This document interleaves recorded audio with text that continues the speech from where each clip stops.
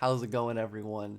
A lot of people have been asking for the top 25 prospects of the decade series to finish, and thanks to you guys destroying the like goal on my recent LaMelo, or I think it was the Boozer video that got this one, we're resuming the top 25 prospects of the decade. We are at the top 10, and let's break down these guys. I'm going to leave the last three videos in the description. You guys can go see who 25 through 10 are. My opinion has definitely changed a little bit since I've made this list, but it's mostly the same.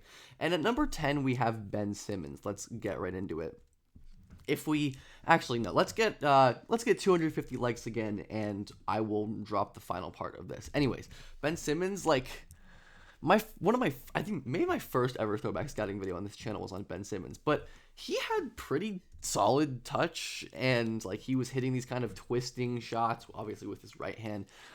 My overall point in this is being like, it's kind of crazy that Ben Simmons hit a 0th percentile shooting outcome, because I don't think there was no universe where Simmons became a real, like a passable enough shooter, because he had these crazy touch indicators, and he wasn't like, he didn't shoot threes or anything, but like he shot a decent amount of mid-range jumpers. Like he would step into these, like it wasn't inconceivable that Simmons would eventually become a playable shooter, given that he's one of the best 6'10 creator, passer, athlete prospects ever, like effortlessly getting down.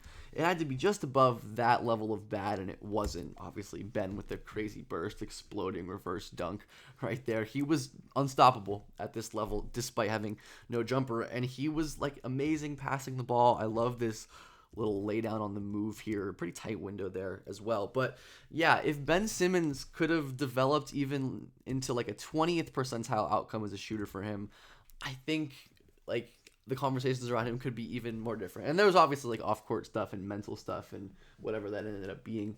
But yeah, Ben Simmons was absurd. Absolutely absurd prospect that could have been even better. And number 9, we have a recent guy. It's going to be a lot of recent guys. It's a very strong stretch of prospects. We have Paolo Banchero, who is one of the most skilled, legit bigs that I've seen in any time. And I think that was always my sticking point with Paolo, is that most of these 6'10, 6'11 guys who shoot and pass and dribble, they're perimeter oriented guys, right? They're obviously skilled on the outside, but Paolo is a big first and foremost. He is enormous, and not last season, his season at Duke, he showed the ability to like pump fake and play with a lot of power. And most of the perimeter guys really struggle on the interior, or at least earlier in their careers. Evan Mobley, Jaren Jackson, Chet Holmgren to a lesser extent. But Paolo was already built for the interior while being a really skilled perimeter player. Excellent footwork and a really impressive handle for someone 6'10, 6'11. And his passing flashes were always great. The decision making was never perfect, but Paolo spinning, drawing help, great vision to slide that in with his left hand to, I believe, Mark Williams at the time. Yeah, Paolo could make some legit reads. Beautifully placed pick and roll lob up top to Williams here. Just perfectly placed ball. Great timing, great location. And he did all of this and still was able to bang on the interior. I think that's a sign of like a really, really incredible prospect, a really incredible big prospect like Paolo Banchero. I'd love to do a full prospect breakdown on him at some point. But yeah, his combination of like legit being able to survive on the interior on both ends and do those little things off the ball while also just being a monster creator and scorer and shot maker. I had a couple more clips of him shooting that I wanted to include, but or do something on Paolo at some point. He was fantastic and the 9th best prospect of the last 25 years, in my opinion. And number 8 is a guy who I've done a video breakdown on as well, so I'll keep this one briefer. It is Markelle Fultz, who I went to dip my toes into some of the AAU film here, and it was just as awesome. Fultz here, perfect timing on this pass low, waiting for this defender to kind of lift out of the paint. Throws it kind of with a no look, it looks like. Yeah, that's a no look. Definitely probably or at least maybe contributed to that defender not being there. And Fultz's same like crazy driving style and fluidity was always on display. Overwhelming with getting into the rim with spin moves and using his body in all sorts of weird contorting kind of ways. Great flexibility, and of course was a solid shooter. He was a really bad free throw shooter in EYBL or in AAU too, so maybe that would have always been an issue, but again, another guy like Ben Simmons who hit a 0th percentile shooting outcome. And I talked about this more in my full video, but love him splitting this pick and roll here. So like explosive and fluid for a guy his age. And of course was just a next level passer in college as well. Great timing on this laydown. Another like maybe no look, tight window right behind Lauri Markkanen. Gets that in for an easy delivery. Markelle was a really special prospect. I don't have much new to say from the video, but we're just going to enjoy some more of his clips. I still really think that without all the weird off-court stuff and injuries and whatever, he would have been a star. Like, he really would have been. He was that level advantage creator. The 7th best prospect of the decade is Jaren Jackson Jr., another guy who I have a video on, but we're going to talk about his offense in this one. Everyone knows about Jaren's defense and how incredible it was, and that's what I talked about in the video, but his offense was pretty awesome too, and I think that went under the radar. He was legit a very good shooting big, true 6'11", 7-footer who was flashing stuff like this, yeah, that's not normal. And the shooting numbers as a whole were just fantastic, as Jackson was like one of the few guys, these really tall freshmen who make free throws and make kind of mid-range jumpers as well. It's really rare to see players this height with this kind of shooting profile, right? Like 8-ish threes per game for Jaren. 79, almost 80% from the line, really good, efficient from far twos, and that opened up the rest of his game. Jaren Jackson wasn't a perfect, driver.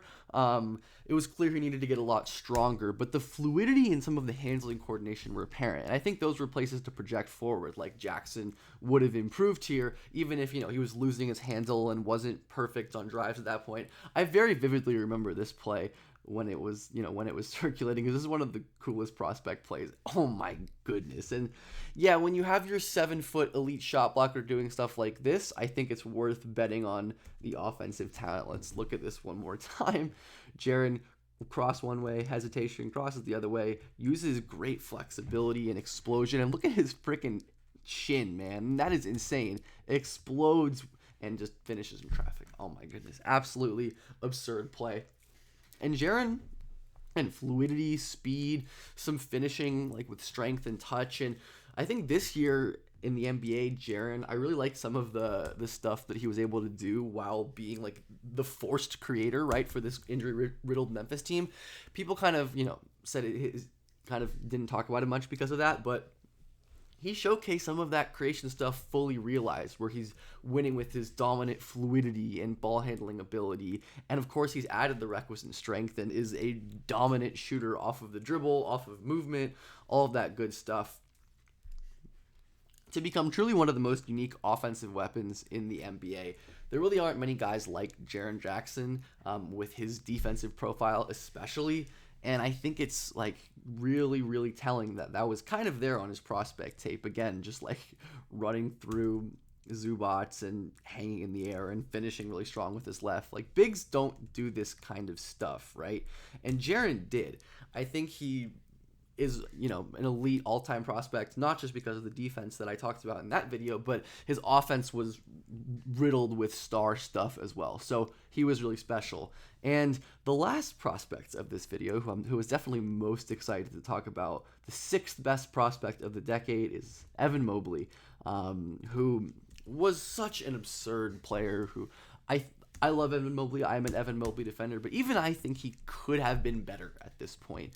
Mobley's alien movement skills, handling stuff, vertical explosion, like how many 7-footers are attacking off a closeout, handling through contact, hop step, insane dunk here. This was his last AAU season, I think, with Compton Magic. And one of the most puzzling things to me about Mobley that maybe he's starting to kind of rectify finally was how insane his intermediate touch stuff was, where Mobley kind of loses the ball, gathers late and just flicks it in hook shot style and it goes in. This was always such a strength of Mobley's at youth levels that just kind of almost strangely hasn't translated. Maybe it really is like a strength thing or a positioning thing, because he was really never a great back down player, which I think a lot of people kind of are realizing now is that Mobley is definitely best facing the rim where you can use his speed. When he has to back down and try to beat guys with like strength or wedging them out, it's just not as great. And he hasn't been able to hit these shots at the kind of clip that maybe we'd hoped, but man, he was absurd at USC. One of my all-time favorite prospects, I think, easily in my top 3. His driving ability, this is one of my favorite Evan Mobley plays. First, for the burst and flexibility, getting low like a wing to easily get by this big, and then like this reverses layup. His gigantic hands and wingspan and vertical explosion let him get the ball so close to the rim that, again, I feel like still untapped potential in the league to continue expanding on that. But yeah, Mobley was a legit perimeter guy, and the strength progression is pretty legit, honestly, already at this point, where Mobley able to kind of just like back this defender down really easily. And like I said, Mobley a lot better at using his strength when his chest is more towards the rim and he's not in like a full post up and when he has momentum going downhill. Your casual 7-foot defensive ace running a pick and roll, finishing with his left hand.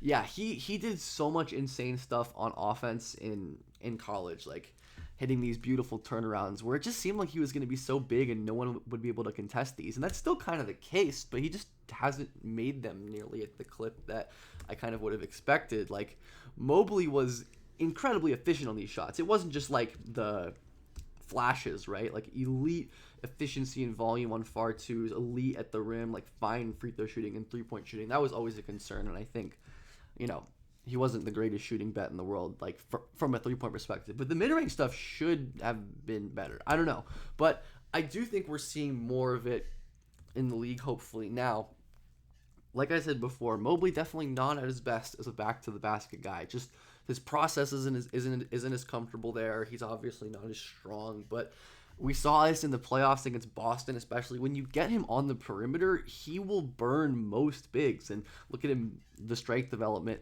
Obviously, Turner's not the strongest big in the world, but still impressive for Mobley to put his shoulder into Turner's chest and dunk that one really easily. So I do think there's been more offensive progression than people want to give Mobley credit for generally. And I think part of why I'm so optimistic, again, we see him carving out strength against Bamba on this drive, like wedging out separation, shoulder to his chest, jump backwards, pump fake. Like, this is the kind of Mobley I envisioned all the time in college. And maybe that's never going to happen, but as I kind of said, Mobley was so good at this stuff at lower levels that I still have hope for him. He's still 22, 23 years old, right?